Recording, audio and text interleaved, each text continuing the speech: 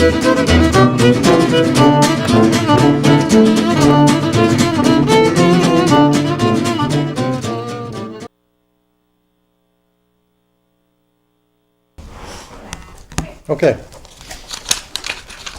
This is the third, and I know everybody's disappointed, and final Board of Finance, Board of Selectmen joint meetings for the purposes of reviewing both operating and some capital budgets. And the first item on our agenda is the Thomas Darling House capital budget. I believe Leland Torrance is here, as he is every year. Leland? My handout. Got your hand up. Leland Torrance, 17 Vernon Court, Woodbridge. The Thomas Darling House, as many of you know, is house museum, and it's getting a pretty darn good reputation statewide. And one of the things I'm quite proud about is that over a third of the visitors this year were from outside of Woodbridge.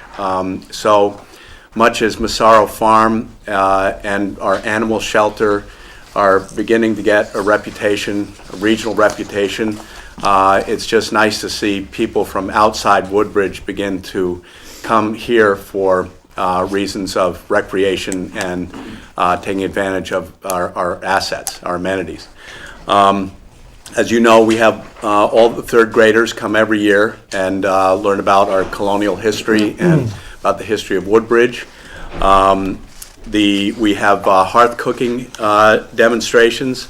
We raise about $7,000 to $10,000 a year from our small group, and which most of that money goes to running the building, as well as, for instance, one of our bigger projects this year was the Beehive Oven, which we did, which helps us do our tavern nights, where we cook, early American food. I think most of you guys have been there. If you haven't, you definitely, all you new guys, will be getting invitations to the next tavern night. I know a number of people here are sort of regulars, but I highly recommend it. We have early American music. It's very authentic, and lots of volunteers come. The cooks, the people that cook, all the chefs, all the baking is all done volunteer, and the brewery comes up, so it's a pretty neat event.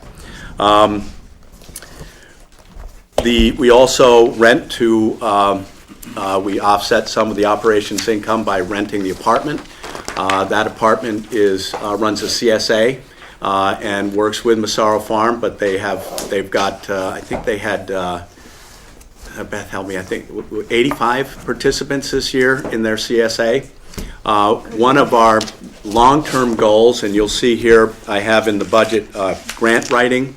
We would very much like to take advantage. There are a number of different grants available for turning fallow farmland into active farmland. We'd like to expand the CSA that's there, farm to table.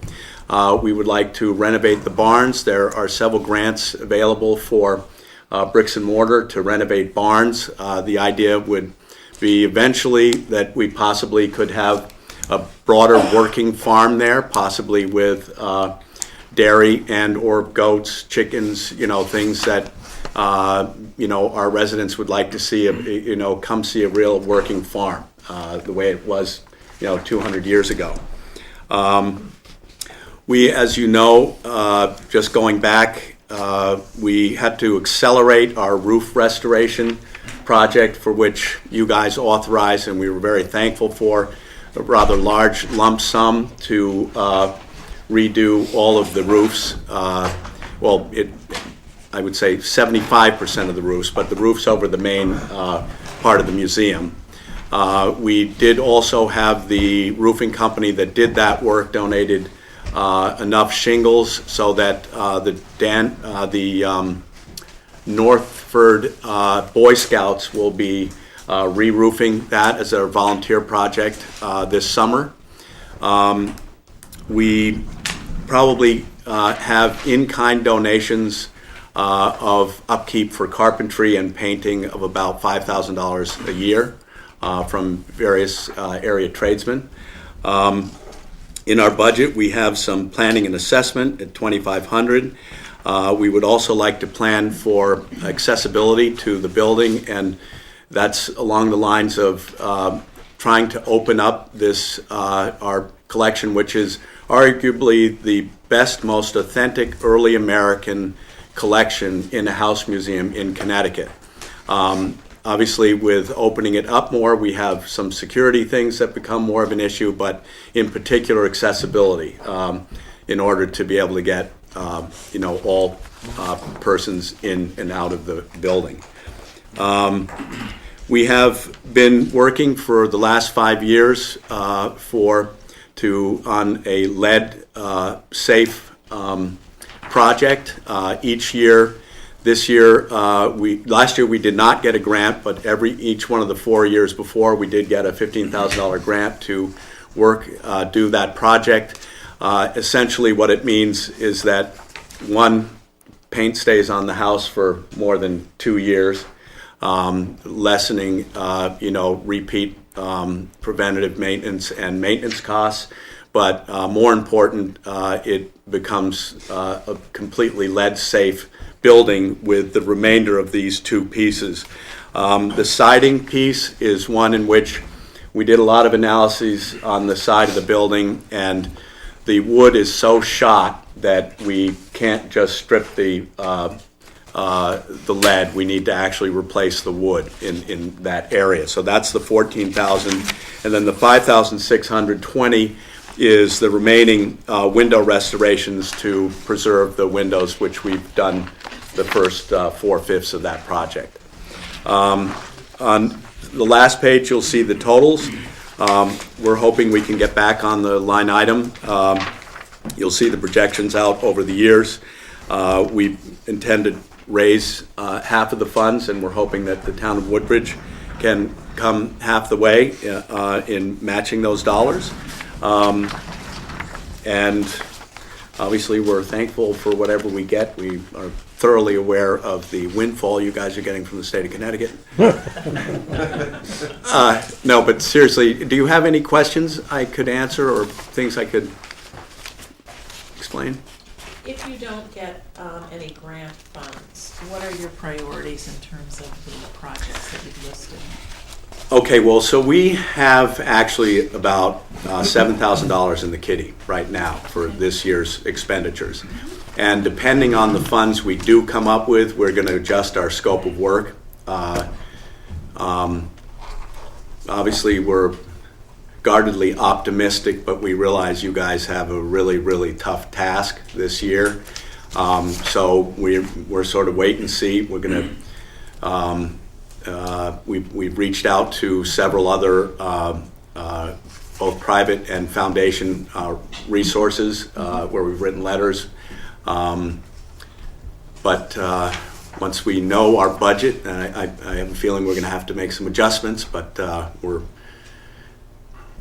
out here with our hat. Whatever you guys can do, we appreciate. And we'd love to get back on. We realized that last year we weren't on the line item, but you guys had basically paid it forward to do the roof project, which was something we had anticipated doing further down the line. But you guys, we were able to do that sooner, and it was a critical thing to protect the collection. Any questions for anyone? We have a new grant writer, which I know you've already been. I think I met her. Yeah, we've been working with her over the last few days on the animal shelter grant Yeah. to get that in, and so anything that we could help with, so that So we've identified 4 grants. Right. We have 1 letter of invite, and that would be wonderful if we can use that resource. Absolutely, it's there for it. That's great. Thank you. Okay, thank you. I love the Darling House. I have to tell you. Please come. I think we should. And get you just tables call, this year. we'll make an appointment, Have them private for the viewing Board of if you need Selectmen it. and Finance. We just all Love sit to have you together. down there. It's wonderful. Thank you. Thanks. Thank you. Adam? 1520 Parks. Oh, dear. Now I gotta make the shift here. Hello, everybody. How are you? Hello. Start off with my budget. I'll start off with payroll, full-time employees. That's an increase for contractual agreement, so that's set in stone right now. The second thing is my part-time seasonal employees. I'd like to ask you to increase some additional weeks because of the additional work that has been added to the department, Parks Department, along with actual public works. It would coincide. The additional work is to clean up the golf course for one. I'd like to start off in the spring by, we mow over there, and there's an abundance of dead trees everywhere. So it's going to take a heck of a lot of work to actually clean that up so I can actually mow around the paths around the once golf course. Also, I'd like to start them early in their spring and also extend them late in the season to help the public works. This year we had them stay a little bit longer, and it was wonderful just to have one extra employee, because you got to keep in mind we only have 6 public works employees that take care of the entire town. So when we have projects that are happening, like backfilling the curbs once we pave, that additional employee helps out if a guy is sick, on vacation, and whatnot. We did it this year, this fall, and it was wonderful. It filled the need, and we really needed the help. And it's a seasonal employee. Going down the line of my budget, there's an increase in medical expenses. That's because you got to keep in mind that's pre-employment drug tests for the employees, DOT physical costs, and then there's like mid-season drug tests, random drug tests that we have to pay for, and that has been, it costs a little bit more. Not much, but it's a little bit more. Other than that, with the budget, nothing's changed. It's status quo. The capital, I'm asking for $5,000 to fix the cracks in the tennis courts. As anybody knows, if you're playing the tennis courts down there, there's an abundance of cracks, and they need to be addressed. And that's where that $5,000 comes in. And that is that. Remind me, who takes care of the Beecher tennis courts? Beecher Road School. So they'd have to make the request then That's correct. to do that. No, John Adamovich also mentioned that. Right, So but I it don't know wasn't in Rick- anybody's budget. And I don't know if Rick gets involved. Yeah, there's Can some we talk about huge that? cracks over there. They repair. I hired a company to come in there. They just temporarily repaired them. I literally need to cut them out and fill it with asphalt and seal it and paint it, or do the entire tennis courts all over again. Right. Yeah, I think that's what John was saying. Yeah. They're beyond repair. He's saying they're beyond repair. Right. Adam, Yes. many of the medical insurance policies allow an annual physical covered by that insurance. Do we have that option for these physicals? I don't know that. It's a good question. For the employee physicals? Annual physical? We have annual physicals that we charge for employees, like for their personal physicals, but we send them for a Drug and alcohol. drug and alcohol testing and, Right. yeah. But I mean, even for the fire department, could we look into that? I think it's a different kind of physical. Yeah. Oh, they're not employees. They're not employees, no. Yeah, especially that. But you also have DOT physicals. That's correct. Right. Every 2 years. That's For not- full-time That can't be employee. done by your physician. No, it's got to be done. Every 2 years. Adam, do you have much involvement with the country club pool? Do you do much up there? I help Brad. Our department helps Brad as much as possible. That's where additional, time to help him set up. Pull the tarp off the pool, whatever he needs. I have to, if he needs help, I got to find the help to get, someone over there, or multiple people over there. Okay. So, yes. Okay.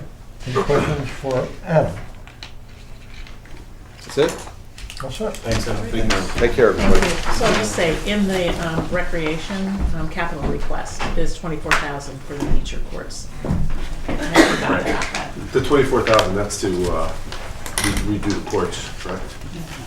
You know, no one, John hasn't come to He hasn't come that. to I don't know if that's a full, tear it completely out. Right. It doesn't seem like enough money. Yeah. No.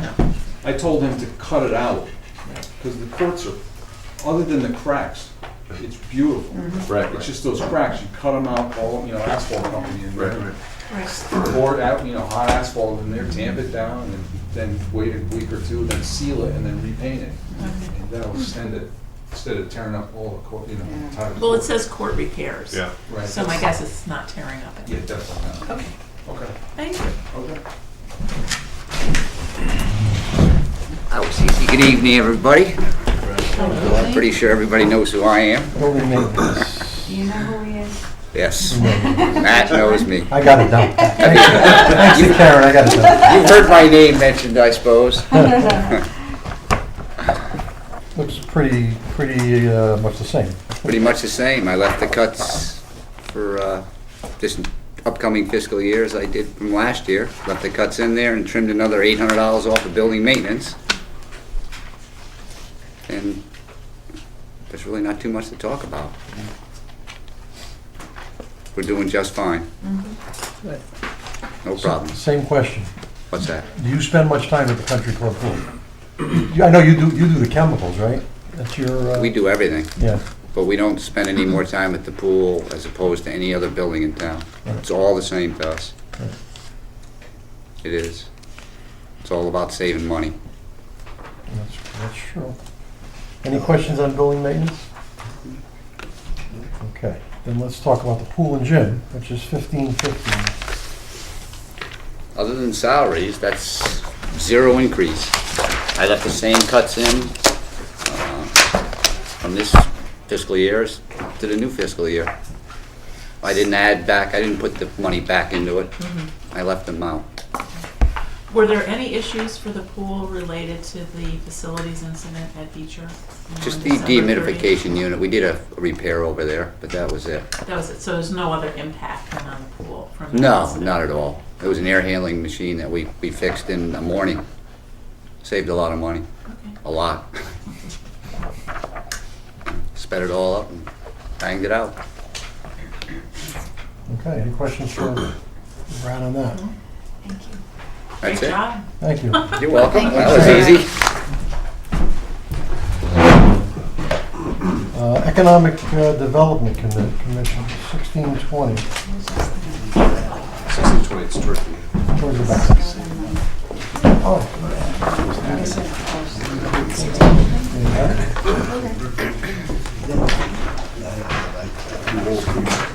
Good evening. I've come before you with our request.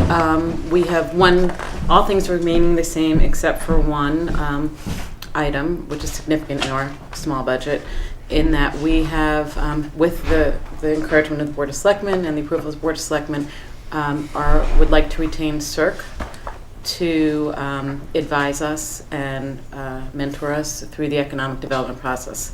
As we all know, Connecticut's somewhat disadvantaged in that we do not have a county system. And because of that, each of the small towns are really sort of forced to reinvent the wheel. CERC has stepped in on economic development and is acting as sort of the master of economic development for the entire region. And we would like to tap into those resources, and those resources cost money.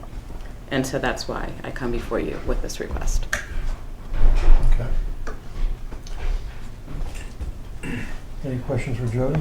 What type of services, Jody, do they provide? Like, where do you see the advantage in terms of what they can do? Well, first off, we have the advantage that we've already spent some money in this area with the Yale Urban Design Workshop. So we have that plan for them to start with and to provide a foundation.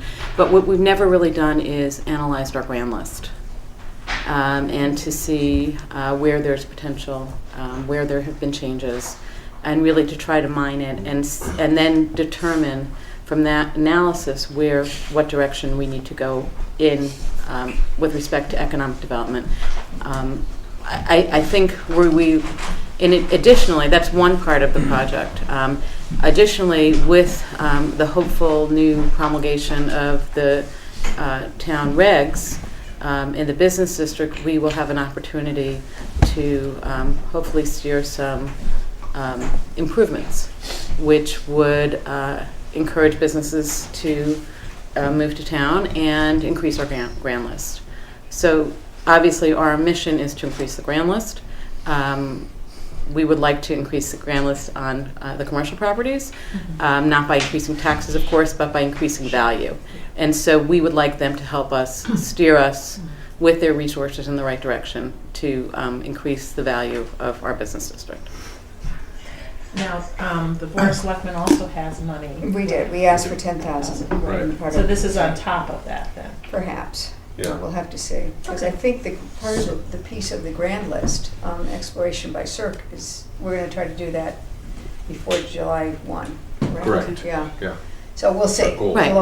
It's all the same money, we'll just figure it out. Right, but we will, we'll have someone from CERC sitting with us at each of our monthly Right. meetings. We have basically 10 monthly meetings because we don't I think they're gonna meet. start in February, right? Yes, I think they're going to present in February. Right. Because we haven't actually, this has sort of all been behind the scenes of economic development Right. to a certain extent, Right. because we met with you, but we actually have not yet presented Right. to economic development. And so we hope to have them start with us in March, helping us guide our meetings, and giving us the knowledge that they have resources that we do not have, and giving us the knowledge of which direction we should be going in, and tapping into whatever state funding may or may not exist, and whatever developers are out there looking to, or businesses are out there looking to move to towns. So this is the same money, I'm a little confused. Yeah, this is the first time I've seen Yeah, so- this, but Our goal is to possibly fund it this year. And But then- we're funding it through this budget? Is that what Well, that's what we'd have to determine. I mean, we could move it. yeah, this is for FY19, Yeah. so Okay. we'll have to look at it once we figure out. how It's much the we same spend. conversation now. Same Right. conversation, That's all I yeah. want to know. Yeah. Exactly. Okay, all right. Right. I just- I think the concept is we all support CERC, and the funding piece of it will Right. happen in Correct. part in this budget and perhaps in next budget. And Okay. Right. Yeah. Right, so we anticipate March, April, May, I guess June, for this budget, which would go through what Right. you're Right, pulling from the exactly. Board of Selectmen Right. funds, and then this would be for fiscal year Right, 19, depending on how much snow and all that 18, stuff. 19. Right. Correct. Contingency, and what's left Yeah. over. Right. Judy's a part-time clerk, was that Tony? Research? Was Tony, I've been told it may not be Tony, but that's because, so we can have clerical help, someone to take our minutes. It may not be her, but it would be. What? It won't be, not necessarily her. Yes, but so the yes, resource we have had clerical for the past 3 years because we were often not in compliance with FOIA. It became somewhat, I think you were on the board when it became somewhat of an issue as to who would take minutes, and the minutes were never taken reliably. So we requested a number of years ago that we actually have town to vote funds so that the burden of compliance is on with the town, not with the volunteers. Yep. Thank you. Okay. Anything else? Thank you. Great, thank you. Thanks, Judy. Next is Assessor. 11:60, it was good timing. We're going to come hunting for you. I have to use my time wisely at this time of the year, so I decided I'd go in there and run some reports. 11:60. Anything in particular of interest, Betsy? Looks pretty standard. No, I didn't ask for any increases in anything. I just wanted to say thank you very much for funding the full-time clerk in my office. It's been a joy and a lot of relief coming into this groundless year to have that all the way through. Any of you who have met Tracy, she's fabulous and very, very happy with her. So I just appreciate you keeping that in the budget as a full-time clerk because I think it's a very needed asset to the town. You did the experiment with halftime, and it wasn't working. Halftime didn't work. Right. I see an increase in buybacks. Just for the new people here, because after 30 years, I still don't understand what it is, but would you just go through what buyback sick days is all about? Certainly. So in for all of the departments, for full-time employees, except for the police is different. But for all the other departments, for full-time employees, you're allotted 15 sick days a year. And if you don't use them, you have the option of either buying them back or putting them in a bank, sick bank. And then, so this is the buying back portion. And then once you make that decision, so it's based on the year. Individual employee by Right. individual. So give us an example. Right. So if somebody, Let's say we have an employee had 15 sick days. And they use 10 of them. They use 10, they have 5 at the end of the year. they can either buy the 5 back, What do you mean by buy the 5 back? They have to pay you for pay them? for them, They pay for them. yeah. They get paid for them. They Right. get. We're paying them. Actually, we buy them. We buy them back. Yeah. The town buys them back from the employee. Right. They haven't used them, so or if the town says we don't want to buy them back. Or if the No. employee's Can't employee's say that. decision, The employee's Can't say that? decision. the employee Yeah. can say, I don't want to buy them back right now, I Option want one or to option put them in a two. bank, Right. and save them so I Oh. can accumulate up to Accumulate. 30 days for, it's 30 days for non-union and 50 for union. You can accumulate them and then use them at a later date. But once Is you there a make that time decision, limitation on how long you can keep them? Like if I amass 30, can I keep them there for yeah, 10 years and then? you could. And is there a limitation on how you can use them? Can I use all 30 in one year? We have regular, I mean, you have to use them, but if it's over 3 days, you need a doctor's note. I mean, you can't just take them because you feel like Can't taking just 2 take weeks them off. for right. Right. Is it, Right. Is the buyback rate the same as the hourly rate? That's correct. Yeah. and is there a maximum that you can buy back, or that we would buy back? Once you're at you can only buy back up to the amount you're allotted for in that particular year. So the most you can buy back is 15. Correct. So to speak, okay. So is this a career choice, meaning once you've decided you want to sell them back to the town, that's how you have to do it every year? No, Or you year can by change year year you by can year. change? Yeah. I see. And you can only have 30 in that account though. 30 for union, for non-union, and 50 for union. So, Yeah, correct.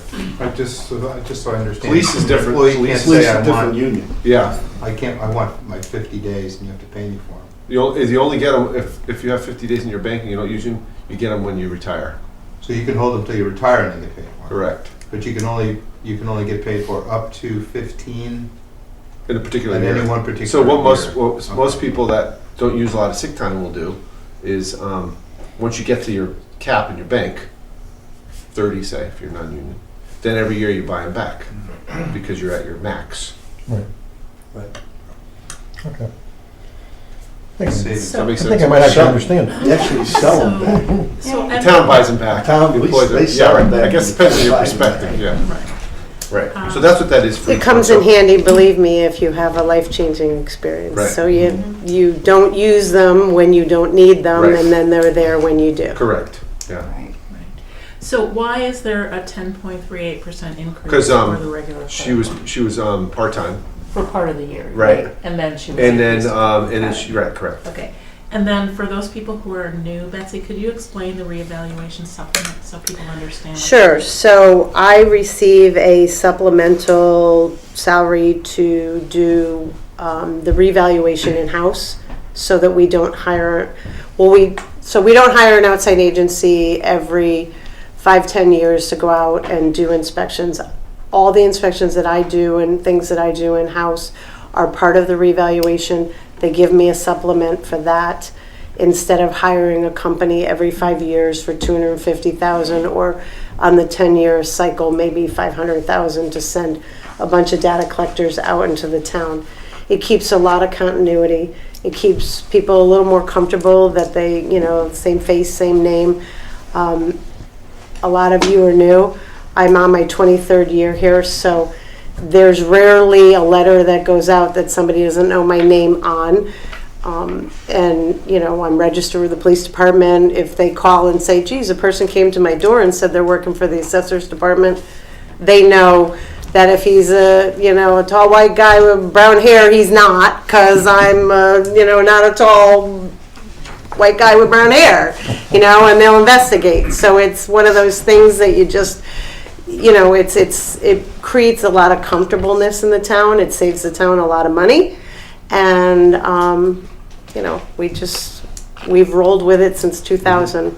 We've done 2000, 2004, 2009, 2014, and we might be rolling into 2019. So it gets paid just with the paycheck. Absolutely. Correct. As opposed to paying a firm, And we do have to budget money because there are quality control checks, and that's for the safety of the town, that there isn't just one eye always looking at stuff, and but it's a minimal amount compared to what it would be depending on.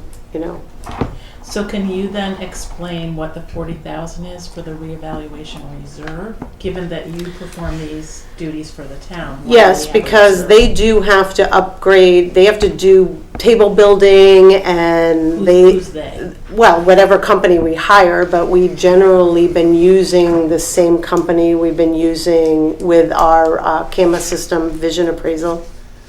Vision Government Solution is now who it is. And what they basically do is they build the algorithms to figure out how to blend the sales into all of the people who haven't sold. So they build those tables for us so that if there's two houses that are 2,500 square feet and one's over here and one's over here and one sold and one didn't, hopefully they are going to be pretty equal in their valuations when we come out of revaluation. Okay. And are you planning on using all of that money in fiscal year 19? Or? I think we generally budget 60 to 80 but this year we're going to use 10,000 Depends if unfortunately right off the bat. especially if sometimes there'll be special consideration for special commercial properties. Right, and we like to have assistance on, and right. So we get some extra, outside professional help with that. So why isn't this considered consulting services instead of part of the capital budget? Because it's a non-recurring expense. Yeah, it comes that up once every 5 years, 4 or 5 so years. it's easier to budget than, it's probably easier to I- push I- off in the That's budget. generally the I just reason why it's wonder. put in there. Yeah. I don't think it would change either way, but I think it's easier for budgetary purposes. When they know they have to budget it, they do. Sometimes they push it off when there's other pressing matters. Okay, any other questions? Then assessment appeals, which is the next tab, 1165, and $1,900 budget went up $100. Any questions? No. And that's the only paid board in town, right? Only paid board By statute. by statute. Yeah, so their salary is $1,000, and when we're in reval, I think we raise it to like $4 because they meet more often, but Right. that's the only thing that ever changes. Maybe a little bit on the clerical side, but Okay. Anything? Thank you, Betsy. thank you. Thank you, Betsy. You know, huh? I'm Eric Worth, I'm the library director. I do have a handout, which I do every year for these things. I think it's a good way to convey a bunch of information quickly, as opposed to doing, say, a PowerPoint presentation or something. A new logo. Yes, that's the first thing I wanted to mention, to stress about this, is we do have a new logo as of the beginning of this month. And I think it's wonderful. I think it conveys who we are to the community in terms of it is sort of a sleeker, more modern logo than our old logo, which was the Woodbridge oak. I do love the oak, but I think this is a little more in keeping with the times and stressing how we are, trying to use more technology and stuff like that. The other things I just wanted to stress about this is the first box, which I thought was very interesting, shows how valuable the library is and how good a return of investment it is. Shows that if we actually spend our entire budget, everything you give us, which is over 800,000, on books, we could buy 39,000 books in a year. But we actually, the 133,000 is our entire circulation for the year. So we actually, for every dollar you get, people get a lot more books than you would be able to buy if you were to go to Barnes & Noble or Amazon or something. And all the other boxes are just some statistics on our program attendance and circulation and comparing it to the average population range, which is sort of similar size libraries, and the statewide average. And in general, I think we're doing a great job. But of course, we're always trying to do better. And on the back are some pictures of our program we've done over the past year, including the mini golf program. And there are a picture including some of you in there. The mini golf program was partially a fundraiser, which the Friends of the Library did make several $1,000s, which was wonderful. But I think it was also, by all accounts, extremely fun for everybody. And we're hoping to do it again in about a year. And we also had, the first picture is the outdoor movies we did, which is the first time we've ever done. And that was the first movie. You can see there, it's Finding Dory. We had about 200 people on the green for that. And so that was amazing. It was amazing to see the turnout. And I see a lot of happy people out there. We pick up after Rec finishes with their concerts. We pick up with the movies in August. We're hoping to do that again this year.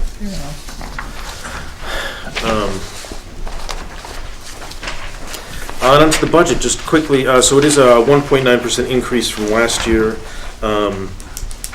The major sources of increase are the 2.5% salary increase that's contracted, and the automation line also has a fairly significant increase of 11.5%.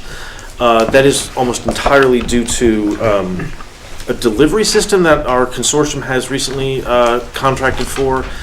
Traditionally, interlibrary loan delivery services have been run by the state, particularly the state library.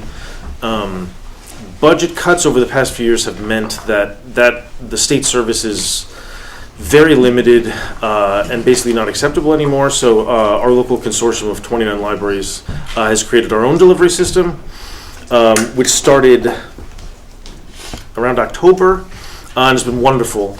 I think we have a lot of happy patrons because you're able to get books from any of our libraries in about 2 days usually, which is pretty amazing. So you can get books from Middletown or from, Groton or wherever. And so that's been pretty amazing. And I think it is worth the extra money that does cost, because it's not a super cheap thing to create a delivery system between 29 libraries. And beyond that, I did try to make some cuts in the line for part-time salaries. I was able to find some efficiencies there, and particularly in the way we staff our children's department. We're staffing it with a little cheaper staff. And so I was able to keep that line to under a 1% increase, which is how we were able to get to the 1.9% increase for the entire budget. And that's it. Most of the other lines are pretty much the same as last year. Any questions for Eric? How about capital? We have much in capital? There's nothing for capital for this year. Yeah, right. Just 25 next year. Yes, which is the carpeting and the stacks, which is the last area of the library that still has the original carpeting from the building project in 99 and 2000. Where do we stand on that other project? The one we're paying out of the I think we're meeting next week on that. Okay. To That's the HVAC. Yeah. Humidification. to start the process to. So that's in the works because we have the money. Correct. Yeah. And it's not coming out of the capital. No. Yeah. It's coming out of Mr. Clark. Correct. Anything for Eric? No? Eric, thank you very much. Okay, thank you. Great job. Bye. Nice logo. Okay. They came out really well. How about Conservation Commission? Good timing. Couldn't have been better. Evening, everybody. Hi, Jason. So the Conservation Commission is a very small part of the budget. We always ask for lots, but we take what we get, and we're appreciative for that. I'll just go through some of our line items here to try to explain some of our focus in each one of them. General professional services is the biggest number that we have here. We were proposing 8,000, and that includes things such as going for appraisals on properties when we need to do grant work. For example, there's a open space grant from the state of Connecticut, and that requires 2 appraisals of properties, and each appraisal typically runs $3,000 a piece, roughly. So if we did have a parcel that we wanted to go for, we'd have to move forward on appraisals, and those can be pricey. Other reasons for general professional services include assistance with our rating systems. We're going to be going through properties in town and rating them with a new rating system. and we may need to get some outside assistance with refining that and perfecting it. And also just general trail maintenance. We're at the point in time now where we do not have a trail master in town, so we may end up leveraging some additional outside services for trail maintenance. Certainly the Land Trust takes a big chunk of that for us in terms of assisting with maintaining our existing trail network. Printing and binding, we're talking mostly about, in our meetings, having maps printed by the town or other materials coming up. We are also talking about advertising our trails better, so getting flyers out at the library or local coffee shops or small restaurants. Just try to advertise and get more town awareness of the trail walks that we do almost monthly. Professional development and dues. The Conservation Commission does send its members to various professional development conferences throughout the state. The Connecticut Land Conservation Council has a good one in the spring, and Kakiwik has a good one in the fall that we go to.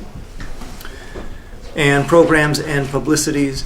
This also kind of encompasses some of what we plan to do with our trail walks this year to try and increase awareness going out there. Sandwich boards we talked about potentially doing. I know there's some discussion about fewer sandwich boards, but maybe limiting how we can do it. Publicity around trail walks is just one aspect of what we're talking about there. So that's a quick overview of the request and where the money may be applied to. We are aware that there is an open space fund in town, and I always check in with Tony periodically to see where we stand with that. I prefer to reserve the open space funds for larger purposes rather than operational needs. For example, acquiring a parcel or acquiring an easement that would require a much greater investment than what we see here in terms of an operating budget. So you think, Jason, there are 2 evaluations that you'll need to do? This is in the event that we do move forward with an open space watershed acquisition grant. It comes up every fall. It usually opens in October and is due in January. We did not apply for it this year for a number of reasons. One of the reasons was that we did not have money set aside in an operating budget to go for additional appraisals. But I'd like to plan ahead a bit better this time around so that we know what we can easily approach. But yeah, that particular grant requires 2 appraisals of a parcel. Anything else? Any other questions? Do you tie any of your, like what you were saying as far as the trails with the recreation department? Any of your events or your activities? We haven't yet, but lately I've been thinking I would really like to. I would like to engage more with rec, also the Land Trust and the Parks Association, and also CUPOP. We all have a lot of overlapping responsibilities in town, and I think leveraging multiple efforts together would make it better than just one organization trying to struggle along and push along. But yes. And is there an official list of kind of current open space properties, like what's owned by the town, and then what's under consideration? Yes. Well, we've got the inventory. It's the Conservation's duty to maintain an inventory of the parcels in town. Okay. And we are going to be revisiting that fairly soon just to make sure it is clean and up to date and current.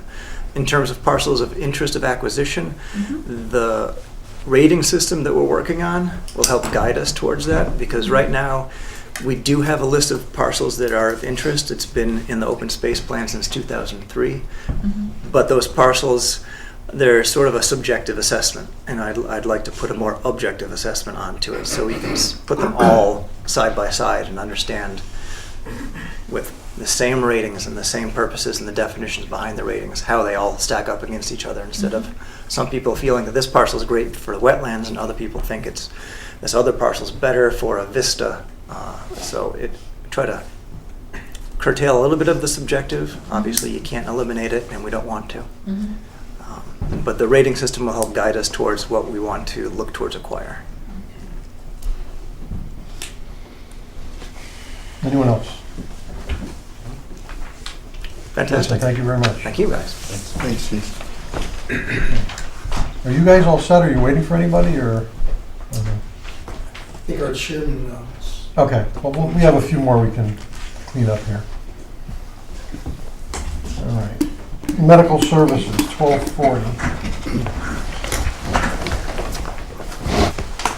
And this is contractual, this is AMR. Correct.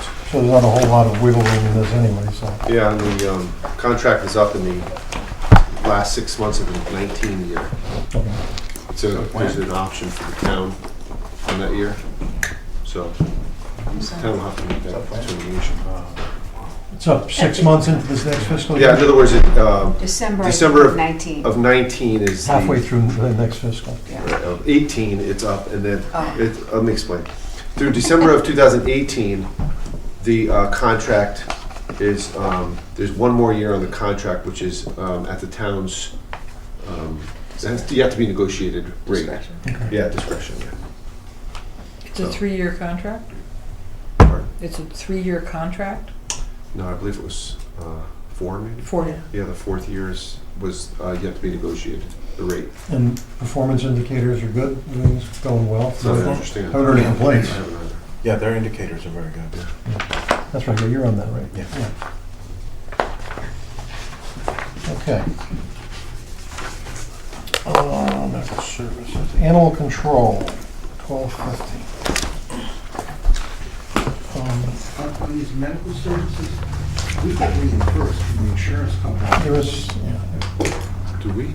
no, No. You don't. If these people respond to a call, We just pay for this is for the paramedic, the car. We pay for the service. The ambulance bills to the patients. The ambulance bills directly to the patient. just, This has nothing to do with insurance. To have the No. paramedic in town. It's just to have the Flag paramedic, car. yeah, But for 24 what- hours a day. But for what Yeah. they provide, this is kind of a bargain. well, I understand that. You're not supposed to say that. That's good for negotiation. Yay. I'll just shut up.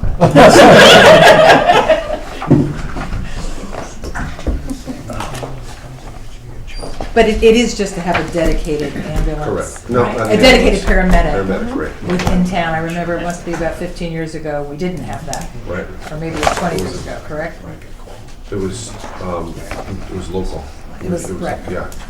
We went to a contracted service. Gotcha. Yeah. okay. Animal control, just wanna, is there anything new to report there, or any new towns joining us? or- We're working on it. We're actively pursuing We're right on it. the trail, 3 more possibilities. 3 more really? Yep, 3 more possibilities, and we're working on a grant to complete the construction project. What's going on? Is it under construction? I didn't Not yet, know. No. No, Has water been brought in? No. not yet. It's there, but it's not. Down in the street. It's down the street. We have to wait It's till in the the. street. So what's the increase in the? So the increase in the, in this is largely in the part-time employees. So there was a request for additional part-time, in kennel keeping. That's where most of it is. I think the rest of it's pretty flat. There was a step increase in the salary. So that sometimes step increases and add a little more to salary. Because So you is need it 4 steps. one part-timer or two No, part-timers to make them Full-time full-time? ACOs, I know that. No, I mean, Oh. for the Kennel health? increase. yeah. Yeah, there's a sheet attached here that shows you. There's currently budgeted for 2, and there's a request to increase it to 3. Part-time. Part-time, yeah. Largely depends on the number of animals and the amount of activity that they have going Time through of this. year. Yeah, So they're looking to add the per diem, put them on as a full part-time? correct, yeah. So it'll be, instead of 1 at, if you look at the attached, instead of 1 at 19 hours, it's 2 at 16 hours apiece. You see there. Aren't It's we like picking up another analysis. town? Pardon? Are we picking up Trying to. another town? We're trying to? We're trying to, we're, Picking up Lincoln Falls? No, We have 3 now, right? yeah, There are 3. there are 3. that I'm reaching out to. And we One's- currently one's 3 in the system. Kind of close. Orange is hooked up with Milford? They are. Yeah. They'll come to Jim next week. Oh, yeah? Okay. The itemization, that's total 246,060. I'm kind of just, Okay, so I'll show you how it works. If you flip the page, the revenue sources are listed. So you can see that Woodbridge is 107, Bethany 51, Seymour 80. Then there's some fees, and that's where you get the 246. Thank you. So if, let's say another town was to be added, just say, we would then figure out what additional costs that would create, if any. And then recalculate the portions to each town. So how are the portions divided? Based on population, based on what? Yeah, it's roughly based on population and use of the facility. Okay. Well, those could be different unless there's a correlation between population. It's not a and use, direct, right? yeah. It's more So use. it's more use. Yeah. And as far as capital, just to put it out there, they want to replace a... Yeah, so actually, I talked to Karen about that, Yeah. and she's looking at a cheaper alternative Oh, okay. of possibly doing a van instead of a vehicle, a four-wheel drive vehicle that they have currently. Okay. So I think she said it's about $15,000 reduction. Oh, good. Yeah, that's good. That works. So instead of having two four-wheel drive vehicles, one suffice, and then the others, it's just a storage van. Okay. Anything else for animal control? Okay. I believe the chairman has arrived, so police. Ready? The budget is, we're just giving it tonight, so it's loose in front of you.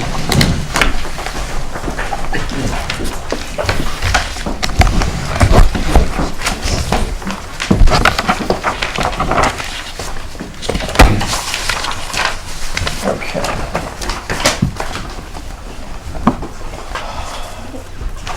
Okay, Chief? Good evening, everybody. As we prepare ourselves for the next fiscal year, some of the goals I have are to work with our surrounding law enforcement agencies to do some regionalization, hopefully in the form of a traffic squad to collaborate when we have a fatal accident, have to do reconstruction. Continue with the radio committee as we complete and move forward with the simulcast radio system. We're partnering with the high school and the Amity School District and sharing the information technology resources to maximize our efficiency with that. And we look forward to continuing to work with the town to move forward with our existing police facility and do some renovations there. At a special meeting last night, the Board of Police Commissioners made some modifications to some of the lines of our proposed budget document that, as requested, had been submitted to the Board of Finance, or the Finance Department earlier this month. So some of those I just want to clarify from last night. Some of these modifications included adjustments made to the salary lines of myself and the Deputy Chief. Those will be the first two lines, 50106 and 50107 respectively. And but I was informed this afternoon that the issues with that have been resolved. The next modification that was made, there was an elimination of the lieutenant's position, line 50108, to be effective as of June 30th of this year, with the reallocation of a portion of those funds to the police officer's salary line being 50220, and that would be used to hire an additional patrolman. And lastly, there was a reduction of $20,000 from the police overtime line, 50430. So we're bringing that down from $120,000 that was initially on there to $100,000. So, although these changes don't reduce the total number of sworn personnel that the police department will have, the loss of that administrative position does create a reduction in our supervision. And as chief, sending out personnel without a supervisor on duty and the liability risks that are associated with that, it's a major concern for me. But we'll move forward with that. And Chairman Burke's here, if you want to comment a little bit about the personnel lines. So in regards to the first two lines, the chief and the deputy chief, there was a requested budget increase by the department to the commission of 2.5%. We had voted not to make those increases. what I was unaware of, the rest of the commission was aware, and many of the people in town unaware of, is that there was an agreement that dates back a number of years between the town and the non-union members of the police department, which was a parity agreement that the non-union people would receive the same increase as the union people. That was my error. I was unaware of that. We voted last night to eliminate those increases. They should appropriately be placed back in the budget. I was shown a copy of this document late this afternoon, and that was our mistake. Within the last year and a half, we have been approached by the police union as well as police officers in a formal setting, telling us that they are concerned that we don't have enough police officers. We've also heard that we don't have enough police officers to man all the shifts, which was troubling to us. And without having the ability to increase our budget, we reached the conclusion that it made sense to eliminate one of the non-union positions, the lieutenant, and take some of those funds and allocate them towards a patrol position. There is a savings in that realignment of personnel because the lieutenant salary and benefits significantly more than a starting patrolman. There are some adjustments that will have to be made to accommodate supervision because he was working the 4 to 11 shift. He was a night supervisor, and we'll have to find adjustments. Another frustration is one of our supervisors, a sergeant, is essentially almost entirely utilized for IT. We should not have a police sergeant doing IT. It's been like that for years. I know there have been efforts to utilize a more global IT position through the high school, and I would just implore that I think there needs to be a significant undertaking of the assumption of all of those obligations. There's a 3-page memo of the things that are required of that sergeant to complete his tasks, and we need to move him from IT to doing what he's supposed to be doing and supervising a shift. So is the contemplation of the new arrangement with Amity? Includes the police department. But the contemplation is the sergeant would no longer have duties in IT? The idea was to, once Amity was on board, for them to fully understand what the sergeant does on a daily basis, on a weekly basis, and then to start to assume those duties on some rate, some schedule. I honestly can't tell you if it would take them a week or 2 weeks or a month or 6 months to. But eventually, the idea was that. The idea is for them to assume what made sense to assume. So that's still a kind of a work in progress. Right. So you're saying that this sergeant does nothing but IT? He's never on the road, he's never... No, he's on the road. He serves as a day shift patrol sergeant. Okay. But his primary, a lot of his time is taken up doing IT functions, but he's there to respond as needed. But define IT function. I mean, what exactly, does he sit at a computer? I mean, obviously there's other no, people. he handles all our software, all our servers, all our anything technological.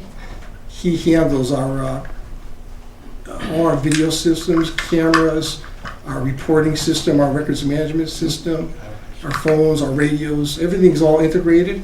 So he serves as the person, as the liaison to all that. And I think that's with the high school function, that transition period will be for them to see what they could assist him in to free him up, and as we move forward with it, we have a free him up more and more. We have a review period set up, so every, say, 3 months or whatever makes sense, we'll review the arrangement and then determine if more hours are needed for the high school, for the school district, based on the number that we've contracted for. It's like 12 hours a week. Maybe there's more is needed for the police. That crosses over all our departments, right? Yeah, it's not just police. It's public works, it's library, it's building, But we need that period for them to understand exactly what our needs are. Correct. Not just at the police department, but throughout all our... For all the whole town, right. I was just mentioning police, but that's correct, the whole town. So how much of the sergeant's time is taken up with IT obligations? The majority of it, I would say. 80 to 90%. Really? But he makes himself, he'll put that down when need be and go out. But otherwise, he's very tied up with that. So you were talking about needing supervision. Mhm. So if this sergeant is able to be a sergeant, will that provide you with the supervision that you need? Across all the sergeants together? No, because that will assist him in spending more of his supervisor. He's a day shift sergeant, the supervisor on the day shift. So it would entitle or enable him to have more time serving as a supervisor and being out with the troops in the field than inside. But it doesn't. We're not replacing him with someone. Just because he's in there, he serves the dual role of doing IT and being the day shift sergeant. So how many other sergeants are there besides this? There are 5 altogether, so there's 4 others besides him. One is assigned to the investigative services, and the other 4, including him, are assigned to patrol. Okay, and do they supervise? They do. They do. So there's one on each shift, one on each of our shifts, and then there's a rotator sergeant, which by contract it's slated. It's for years. It's been 6 at night till 2 p.m. Shift, but because of the redundancy, because it would leave us with a lieutenant, right, and sometimes we'd have 2 sergeants on evenings and a lieutenant, so I have 3 supervisors, and then it would have other shifts that when the sergeant was off, on the scheduled regular days off, there'd be no supervisor. So what we did was, mutually agreed with them to move that around, so we wouldn't have the redundancy on the evening shift.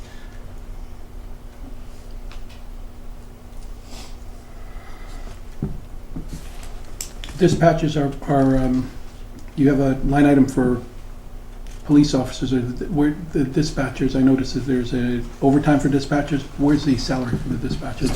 Right below police officers. 50225. Thank you.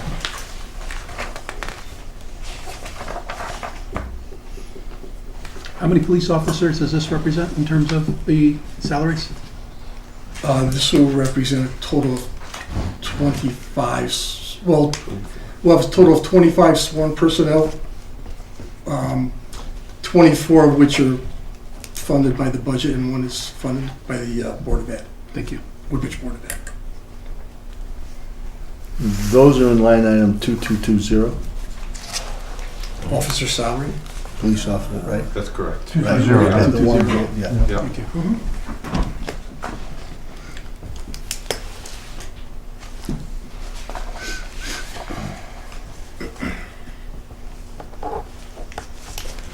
So I guess I'm trying to understand the supervision piece. If you have 5 sergeants, Correct. okay, will that be sufficient for you to provide the supervision for the officers? If they're doing supervision and the patrol piece that they're Right, so they all are covering a shift. What happens is, because of our personnel works a 5-2, 5-3 schedule, so there's times when there isn't anyone. That's the problem we run into. So there's shifts that have, if somebody's on, like say a sergeant on a certain shift takes vacation, there's no replacement for that. But not even so much for that, it's when that sergeant, when the evening sergeant or the midnight sergeant is on his 2 days off one week or 3 days off the following week, that's when there would be no supervision. So what was happening with the lieutenant's position on evenings, when that sergeant was off, there's a good chance that, the lieutenant would be there or somebody, if he wasn't there, they would overlap with that. So that's where the deficiency might come. Okay. Is it possible for the non-union positions to step in and supervise? Not necessarily to be on patrol, but to supervise? If the non-union position that would be left would be the deputy chief and myself? Yes. Certainly, yes, and we do. Yeah, we're there all the time. We're right out the door behind them. But that doesn't, solve the immediate need of, on the overnight, the 11 at night till 7 in the morning shift.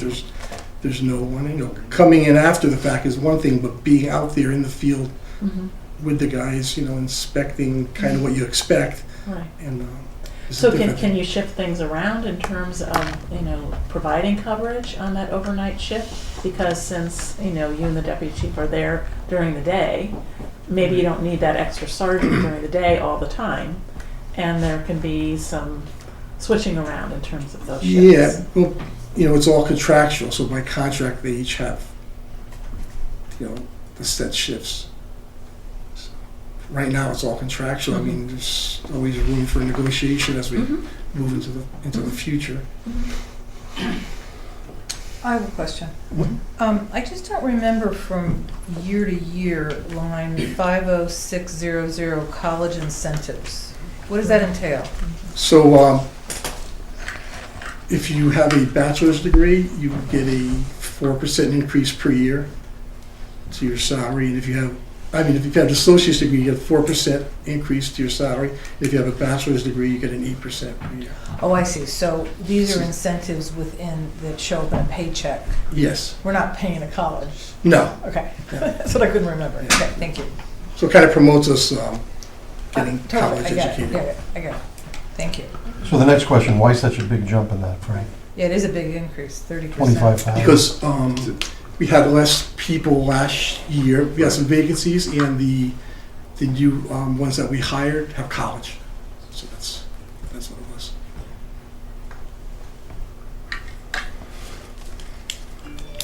Data processing is 40, there's the, what portion of the IT what's I know the sergeant is doing the IT in terms of day-to-day, I take it.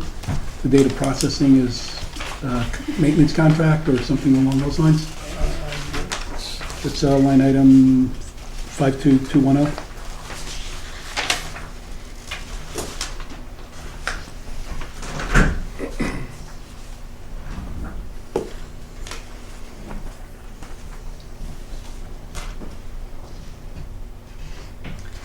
Yeah, the Omni block, Tony, how does that work?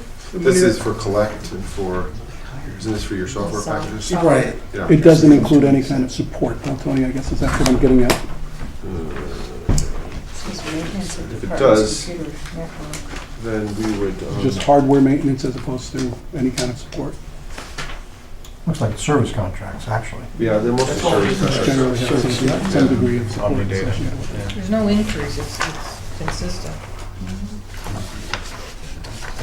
But maybe that's something that Amity could Yeah. look at. Correct. Yeah. That's a really correct. good point. The idea is that Amity will help us to look at all of our relationships, all the way we're organized, the way we're,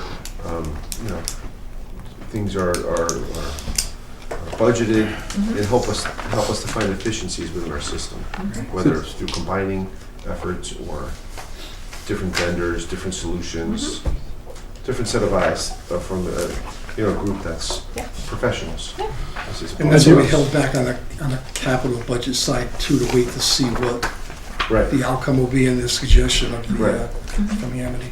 Have we started the transfer of knowledge or the transition? We have. We have, so that 3-page memo that the chief was mentioning is something that's shared Yeah, with the Amity we're folks? providing Amity with the requests that they need from us in terms of our equipment and our network topology and stuff like that. And they've been to they've met with us, and they've been to the police station and met with the sergeant that's doing that. Right. And they've seen the list, and Another. they've inspected what we're. Right. I have a question about that, actually. I'm sure you guys have talked about this, but some of the data that you gather has to be secured for evidence purposes, I would think. Correct. So, I mean, like body cam footage and things like that. I mean, you have to keep it for a certain period of time. It may be involved in litigation or a case or whatever. So what kind of relationship with Amity, how does that impact those sort of So custodial issues? there's definitely going to be, we'll never be able to take the law enforcement or a police officer somebody in law enforcement capacity at our department will always have to be involved, because there's that aspect of it, the evidentiary side of it, but there's also the collect and criminal history and all kinds of access that. I mean, is that something that could be isolated as a separate bundle, if you will, that's separate and apart from what Amity is going to be doing? It's of concern. I mean, I guess you guys have Right. talked about it, but Yeah, so that's something that we're gonna have to work out with them as we move forward, but that's why we'll always have to because that can't be have our foot compromised. involved with them, yeah. Right. Boundaries. For sure. But then maybe somebody in Amity can have the credential or the clearance Could be. or Well, I imagine you have to be a sworn law enforcement officer. But keep- It has to be under the Not auspices Keep of in- the police department. There are many departments that have civilian employees handling IT. Yeah. Yeah, but they're, well, I didn't mean a sworn police officer, but they're employees of the police department. They're not employees of the high school.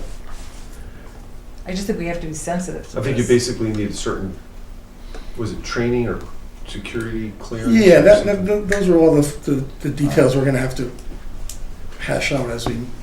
I mean, it's a budget issue, but it's also kind of a bigger issue, so. Right. So do we have IT protocols written in the police department that cover these issues? We do. Yeah. Yeah. So you we're just all, handle we're all it. covered because the person that's doing it is a law enforcement. So. Right, those are in place now. Right. Right. Yeah, but the protocols are there, so once we understand what they are, Right. we should be able to figure out where, how it dovetails. Any other questions? No? Okay, thank you. Thank you. All right, we have 3 more to go, and none of them are too overpowering, so we'll do 1540 Darling House.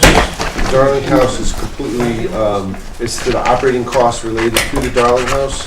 That's mainly electricity, heating, oil heat, and water, and those are reimbursed by the Historical Society directly. So if you look in the revenues, there's a line for a reimbursement of that amount. So pass through basically. Any questions? Employee benefits, 1710. These are, of course, estimates, Tony? They're estimates, and all these are, once the departments are, as we go through the budget process and the departments are, the staffing levels in the departments are established, then I have to adjust these based on where those staffing levels are. For instance, the change in the police department has not been impacted in here, because that just happened yesterday. So, I have to adjust FICA and Medicare and retirement and health insurance for what just occurred. And secondly, so that's a big thing that we have that would impact that. Also, the retirement amount is also not only salary driven, but based on every year we're given a percentage amount that we have to pay for that salary. Towards retirement. For instance, the town pension is 11.34%. So that's the MRF pension that we're in. And it's a direct pass-through from the state of Connecticut. So it's probably one of their most well-funded plans because they just pass it along to us. And so they're at 11.34%. That could change depending on market activity, depending on retirees, all different factors. And we usually get that in March. So we haven't received that yet for next year. You can see police is 17%, and that's higher. Generally, police generally make more and on average than the town plan and retire sooner. So that's why it's more. Health insurance is also very early in the process. We're still accumulating information. It's our first year in Connecticut, so we're still accumulating that information, and we're going out to market probably in the next, usually in March or April. So usually by the Board of Finance budget, we'll have more information on that. The OPEB contribution, Scott Bassett mentioned a little bit about that. As we move forward, our retiree OPEB obligations will be less as basically what happens is an employee retires, if they're eligible for health insurance, then they'll go on to our pre-65 health care plan. And then if once the employee turns 65, we have a match, Medicare supplement match. So that's significantly reduced. So those are basically, it's a transition of a retiree health we've capped that liability because we've eliminated health care for retirees moving forward from anyone hired last 2, almost over a year now. So that's on the town side. You'll still have an OPEB obligation for the Board of Education because they still have retiree health care for teachers. So unless they make a similar change, you'll always have some sort of OPEB obligation. But if you combine our funding for OPEB and our retiree pay-as-you-go cost and the Board of Ed's pay-as-you-go cost, we're about in the 80% range, 80-85% of our amount that we should be.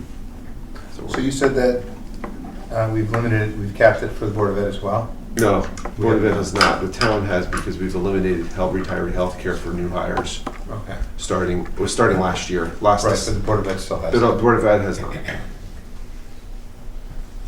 Okay, so this account, we'll see as we get closer to the Yeah, it'll be budget refined a hearing, lot more. Same thing with workers' these numbers will compensation. change, right? Workers' compensation Yep. will also change as we get closer to the end of the year. So more to come on these. Yeah. And then debt service, nothing we can. There's not much you can do on here. The one interesting thing here is, well, there's a couple interesting things, I think. Really. We get a 10% reduction. Right. And it's Go just back and find it. a couple things. Actually, you have to that happened when we did the refinance. That was a big part of it.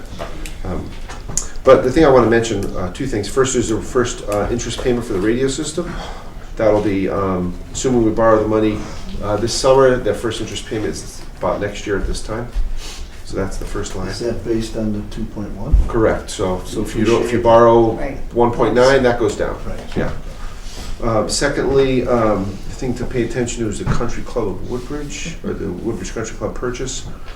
You could see how it fluctuates based on the market at the time, because it's still notes. So what happens is we borrow them, we roll the notes in August, so we have to pay that the following August. So we always know exactly how much we have to pay in this particular account. But it fluctuates every year unless you lock it in for the remainder of the term. So Tony, on the country club, we started at 7 million, we're paying $350 a year. Do you know offhand? 4.9. We're at 4.9. Right. Okay. After Yeah, it's this 350. 4.9 principal. Correct. Right. And how much interest have you paid? 350 Quite a for bit. 9 years? 10 years? Oh, yeah. Quite a bit. Oh, yeah. I just wanted to put that in perspective. Yeah. No, I'm just, Yeah, I know. just glad we're paying it off. Yes. Okay, is there anything else?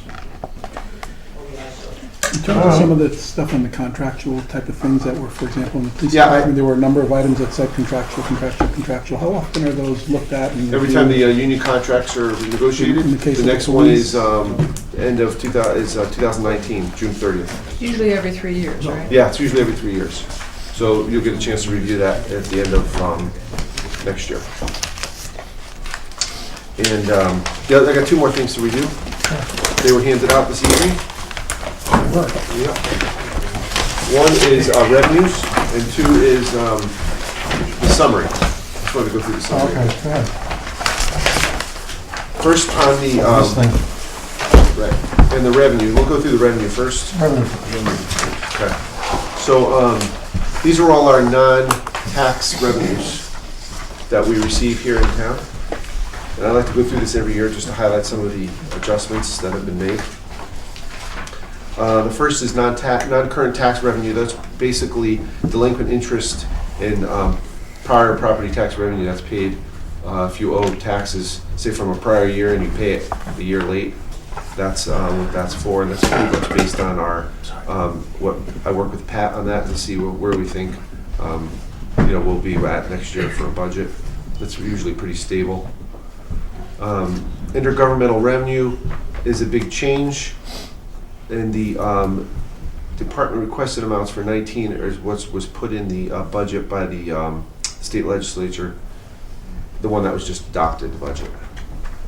So what actually happens, I don't think anybody really will know, but this is, I guess, a starting point. So, because, who knows what will happen by that time. But you can see it's a $300,000 reduction. Mm-hmm. So that's a large reduction. comparable. 336 to be exact. Right.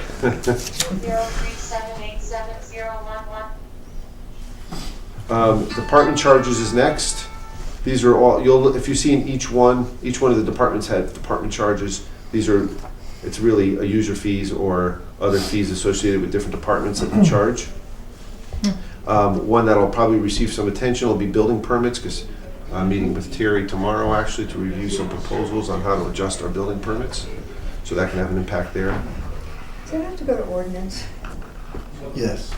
I thought it did, didn't we talk about? No, Yeah, he said I thought no. He that's said what we it, agreed. Jerry indicated that it's Oh, it Board of doesn't Selectmen. have- Oh, Does Jerry not- said we didn't? When did that? Right, it just was this week, Oh, he confirmed. It It was. would come to the selectmen, but I don't think it would come to ordinance. It doesn't I go just to thought ordinance, last week but the we talked selectmen about have it was going to to. It can be done by I the guess I'm selectmen. just wondering how some people know that and others don't.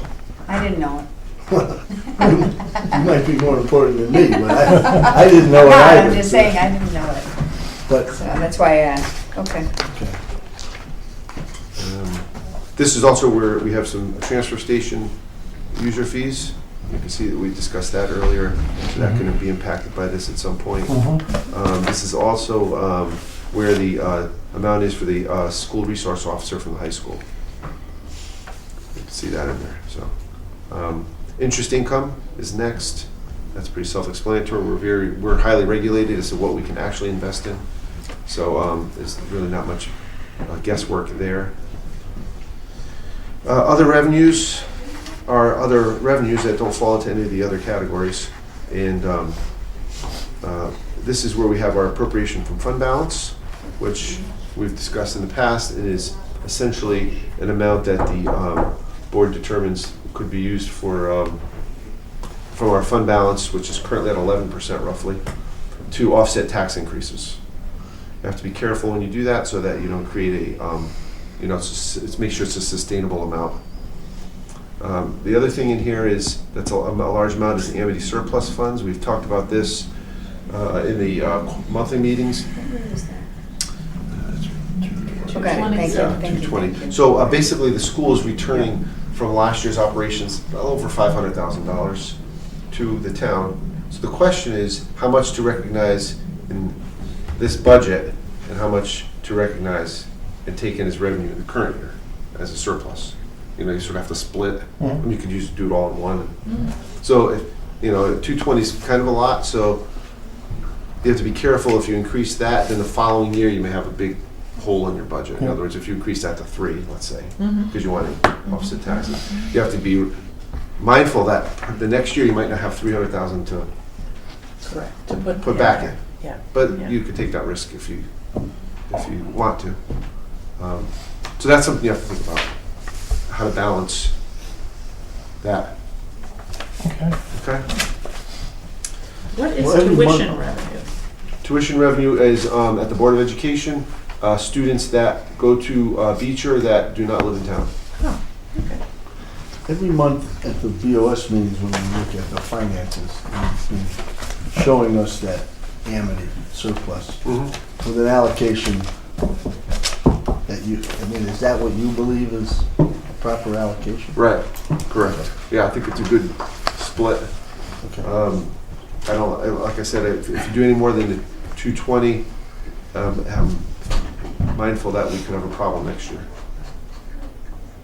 There's some flexibility there. I mean, you can change it a little. I just thought it was a good guideline. You could I see. figured you did it for a reason, since we've been seeing it. Yeah, for yeah. a In month. 17, you'll see it was only 100,000, so that was a big increase to 18, and that's why I kept it the same. And they've been talking, Nat, running a surplus this year too, correct? In the 800,000 range. So that's So another far. reason, Yeah, let's look at roughly it. 800,000 range. If we're I think, a third of that, then yeah, I think they've come to the realization that they have to return. yeah. So if we get a third of It's that, their money, but it's really not, so. could be 250. Yeah. Then that could sustain that next year. So that's why I figured. So If they weren't running a surplus this year and they were, on budget, then I would be probably lower than that. Now, are we allowed to take some of the surplus money from Amity and put it into different reserve accounts? You could. Sure. You could put it in a reserve account and not recognize it in your undesignated fund balance. Mhm.